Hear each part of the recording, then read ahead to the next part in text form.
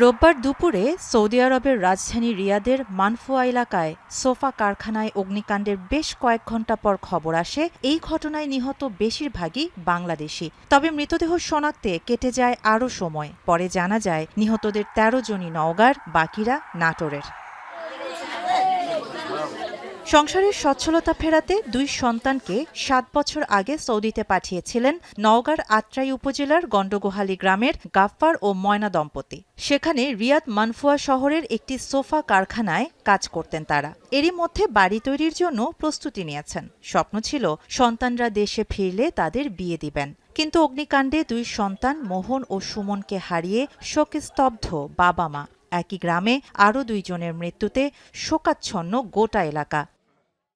আর বাবার সাথে কথা নেই, 2টা কথা হচ্ছে, করতে মারো, টেনশন করো না, ভালো হয়ে থাকো, ব্যারি আল্লাহ হয় হবে। মা বলিছে, মা কারখানাতে আগুন লাগিছে, আর তোর মুখটা আমার আর দেখা হলো না। মা ফোন দিচ্ছি, ফোনটা ধরলো না। মা তোর মুখটা না দেখার ইচ্ছা হচ্ছে।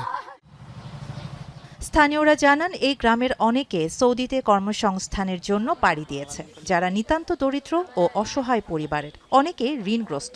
পরিবারের উপার্জনক্ষম ব্যক্তিকে হারিয়ে দিশেহারা তারা। মরদেহ দেশে নিয়ে আসা সহ নিহত পরিবারের সরকারের সহযোগিতার দাবি এলাকাবাসীর।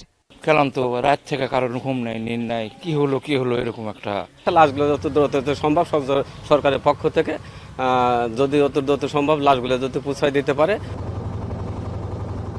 একই ঘটনায় মারা গেছেন নাটোরের খাজুরা ইউনিয়নের বিভিন্ন গ্রামের ৩ শ্রমিক। তাদের একজন দিঘিরপাড় গ্রামের প্রবাসী শামীম হোসেন, শ্রীপুর গ্রামের সাব্বির হোসেন শুভ এবং মহিষডাঙ্গা গ্রামের হৃদয় হোসেন। ৯ মাস আগে ধার দেনা করে সৌদি আরবের রিয়াদে পাড়ি জমান শামীম পরিবারের একমাত্র উপার্জনক্ষম ছেলের মৃত্যুর খবর যেন কোনোভাবেই মেনে নিতে পারছেন না তার মা।